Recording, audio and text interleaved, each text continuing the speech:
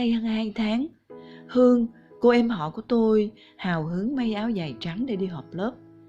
Em bảo đây là xu hướng họp lớp, cũng phải có đồng phục hẳn hoi cho đúng nghĩa với việc trở về với thời học sinh. Kết thúc buổi họp lớp, kỷ niệm 15 năm ra trường, em có một bộ ảnh đẹp lung linh cùng những người bạn cũ. Họ cùng nhau ôn lại những kỷ niệm ở lớp học, ghế đá, sân trường. Nếu dừng lại ở đó, chắc chắn mọi chuyện đã rất vui.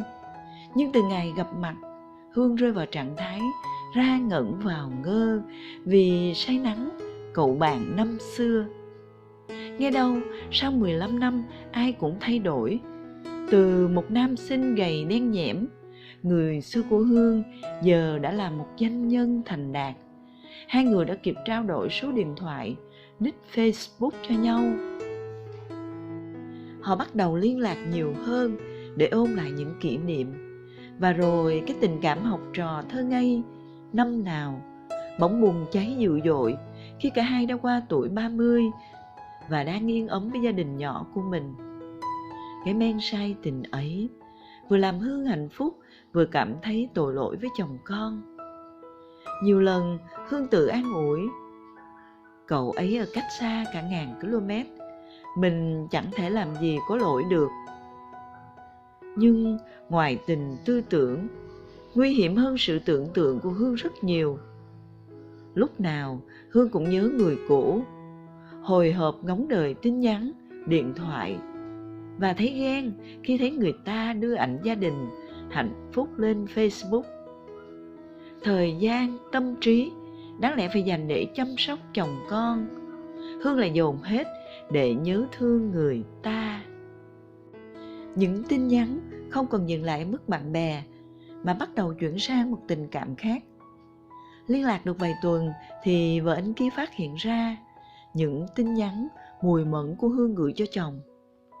Chỉ một cuộc điện thoại kéo dài 15 phút với lời lẽ nhẹ nhàng đã khiến Hương xấu hổ vô cùng. Người ta không chửi bới dọa nạt, nhưng với một người có tính tự trọng như Hương thì đó chẳng khác gì một đòn đánh ghen ầm ĩ. Hương chủ động cắt đứt liên lạc mà không nói rõ lý do. Một tháng tiếp theo, Hương mới hoàn hồn sau cơn say nắng. Đến giờ, Hương vẫn rùng mình khi nghĩ về chuyện vừa xảy ra. Giá như chỉ dừng ở mức bạn bè gặp mặt, thì giờ đây Hương chẳng phải áy náy dây dứt.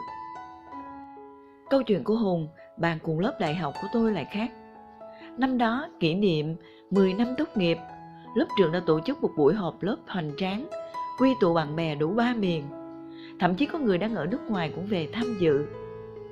Lần gặp gỡ đó kéo dài 2 ngày 1 đêm tại một resort sang trọng ở Phú Quốc. Nhưng có một điều kiện ghi rõ trong thư mời là các thành viên không được đưa theo vợ, chồng và con cái. Tất nhiên, ý đồ đó với mong muốn các thành viên sẽ không vướng víu để vui hết mình, chơi thỏa sức. Hùng tham gia cuộc họp mặt sau nhiều lần năn nỉ thuyết phục vợ, bởi vợ Hùng nổi tiếng hay ghen. Lần gặp đó rất vui, mọi người như được trở về thời sinh viên, vô tư cười nói. Lớp trưởng đã tổ chức một bữa tiệc bên bờ biển. Mọi người đàn hát nhảy múa bên đống lửa. Kỷ niệm ùa về. Những cặp đôi năm xưa được tái hợp cho thêm có không khí. Hùng được sắp xếp ngồi cạnh My. Cả hai trước đây có tình cảm với nhau và đều là cây văn nghệ của khoa. Càng về khuya, ai nấy đều hào hứng khi có một chút men vào người. Bạn bè quàng vai bá cổ, Hùng tình tứ đàn cho My hát. Mọi chuyện sẽ chẳng có gì nếu một thành viên trong lớp không livestream toàn bộ lên Facebook. Những cảnh thân mật bạn bè trêu đùa nhau của Hùng không thể qua được mắt cô vợ đang theo dõi ở nhà. Sau lần họp lớp đó, gia đình Hùng lục đục. Mặc dù tình ngay lý giang, giữa Hùng và My không hề có chút tình ý gì nữa, nhưng vợ vẫn vu cho Hùng tội mượn cớ họp lớp để hú hí với tình cũ. Phải mất thời gian khá lâu mọi chuyện mới lắng xuống. Đến bây giờ nhắc lại, Hùng vẫn lác đác vì lần họp lớp nhớ đời đó. Và tuyệt nhiên, lần nào gặp gỡ bạn bè cũ, vợ Hùng đều kề bên để giám sát cả. Tuy nhiên, nếu biết dừng lại thì đó chỉ là một khoảnh khắc thăng hoa của cảm xúc. Để tránh hiểu lầm với những mối quan hệ nhạy cảm, nên chăng mọi người cần tỉnh trí khi tham gia cuộc vui, để họp lớp vui thôi đừng vui quá. Có ai đó dám chắc mình không rung động khi gặp lại người xưa, cảnh cũ, bởi cái thuở ban đầu lưu luyến ấy, ngàn năm hồi dễ, mấy ai quên. Nên chuyện có cảm xúc lạ khi gặp lại người xưa, đặc biệt là mối tình đầu, sẽ rất dễ xảy ra.